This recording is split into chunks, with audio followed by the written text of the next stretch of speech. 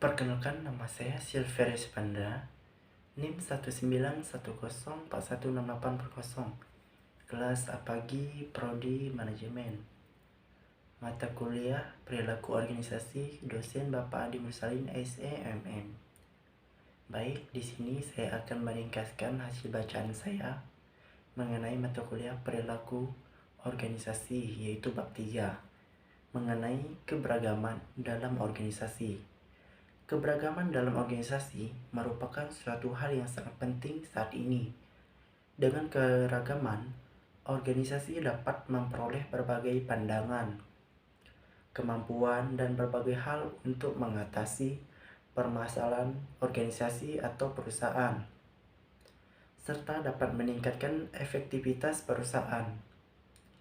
Sudah jelas, isu atau masalah mengenai tenaga kerja yang semakin bervariasi adalah salah satu hal penting bagi manajer di saat ini.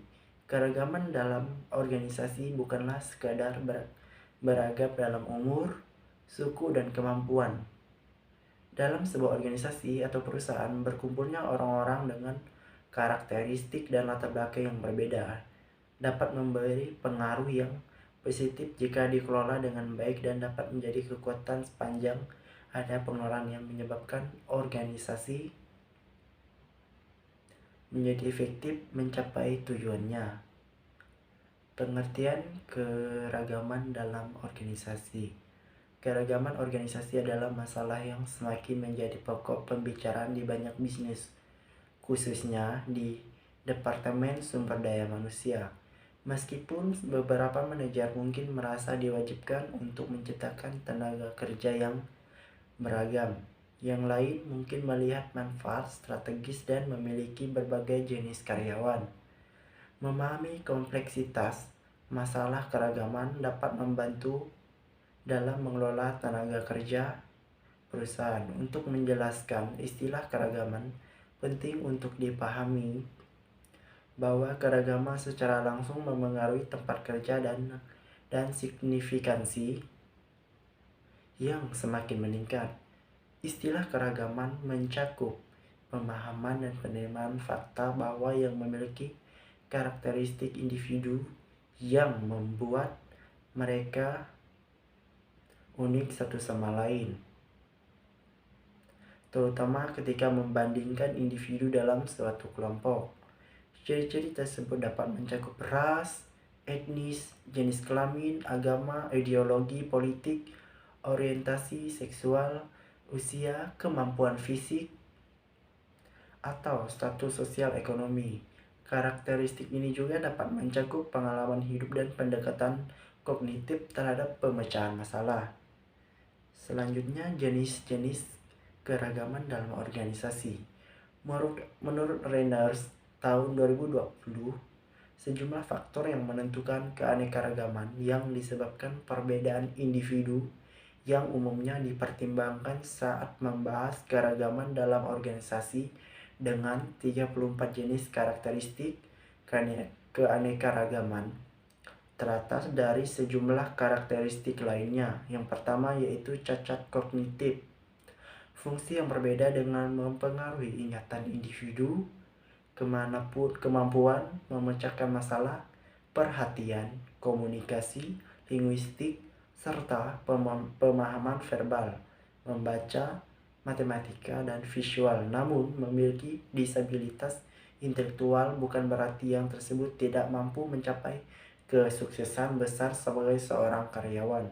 Selanjutnya, kemampuan fisik dan cacat tubuh. Memperkerjakan individu dengan berbagai disabilitas dan pengalaman tidak hanya akan membantu tim Anda membangun lingkungan yang lebih beragam dan inklusif, tetapi juga membawa perspektif dan ide unik untuk membantu perusahaan Anda menjangkau pasar pelanggan dan klien yang lebih luas. Ketiga, kesehatan mental. Kesehatan karyawan menjadi tren utama dalam ruang sumber daya manusia. Tetapi terlalu sering kesehatan mental diabaikan tanpa dukungan dan sumber daya untuk mencari dan menerima bantuan yang dibutuhkan karyawan. Perusahaan mungkin melihat peningkatan ketidakhadiran, konflik, pekerjaan keluarga, peningkatan masalah kesehatan mental dan perilaku, dan bahkan tingkat pergantian karyawan yang sangat lebih tinggi. Selanjutnya yaitu keempat, keanekaragaman syaraf. Keanekaragaman saraf seperti yang didefinisikan oleh Simposium Nasional tentang Keanekaragaman Saraf adalah konsep di mana perbedaan neurologis harus diakui dan dihormati sebagai variasi manusia lainnya.